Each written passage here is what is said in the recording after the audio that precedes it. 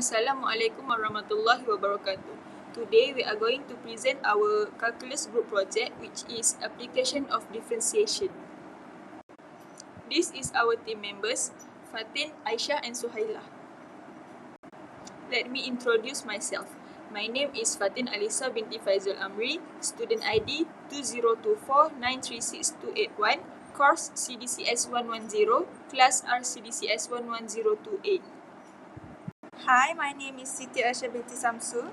My student ID is 2024539641. My course is CDCS 110. My class is RCDCS 11028.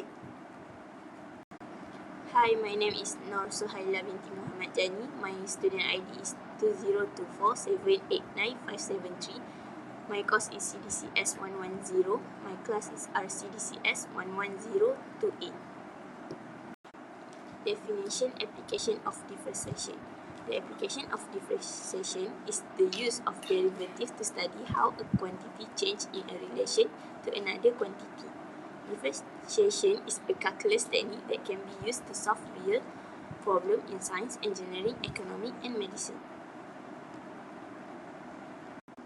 What is related rates? Related rates problem involve two or more variables that change at the same time, possibly at different rates. If we know how the variables are related and how fast one of them is changing, then we can figure out how fast the other one is changing.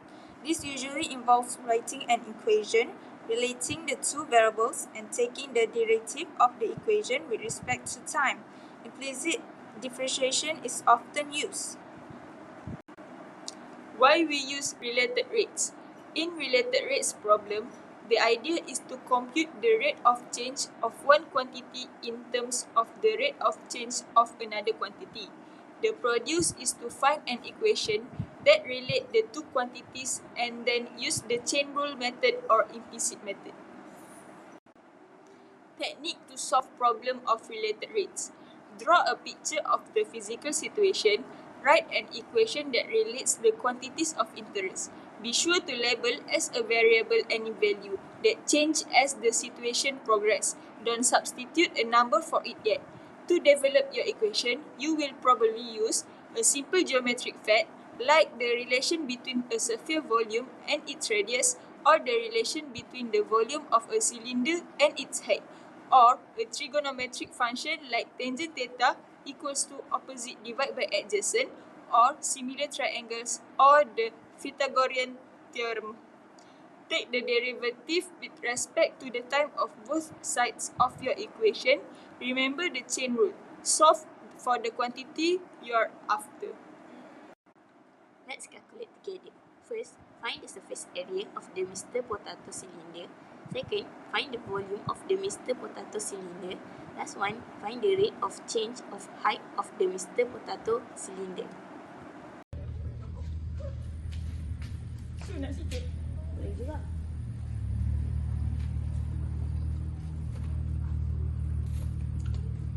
Tadi dekat kelas, madam ada ajar tentang application of differentiation. Betul juga. Ini kan bentuk silinder. Betul? Mesti Rasa- lagi senang kalau kita nak kira surface area dan volume. Betul? Jom kita kira. So right now, we are going to find the surface area of the Mr. Potato cylinder. The height given is 21.5 cm and the radius is 4 cm. To calculate the surface area, we need to use the formula of the surface area. A equals to 2 pi r square plus 2 pi r h. We are going to insert the height and the radius into the formula of the surface area. 2 pi 4 square plus 2 pi 4 times 21.5. The height equals the surface area of the Mr. Potato cylinder equals to 2004 pi. So we are going to find the volume for the cylinder, which is the height is 21.5 centimeter, the radius is 4 centimeter, and for the formula for the volume is pi r square h. You need to put it into the equation, which is pi 4 square times 21.5, which is 344 pi. Rate of change. The question is, if water is being poured at 3 liters per minute.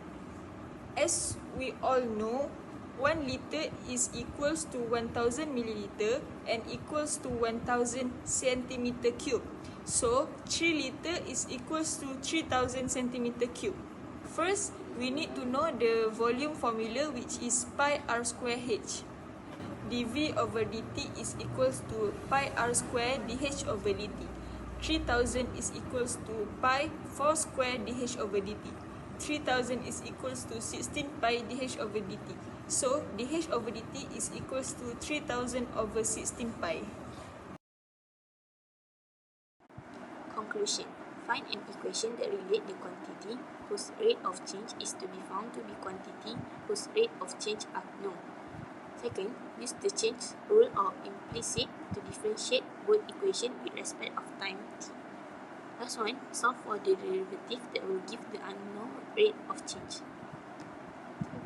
Last but not least, we would like to express our sincere gratitude to our lecturer, Madam Norzila, for their invaluable guidance, encouragement, and support throughout this project. Your dedication, patience, and willingness to share knowledge have been instrumental in helping us understand and complete this work successfully. Thank you for your unwavering support and for making learning an enjoyable and enriching experience. This is our reference that we use in our group project.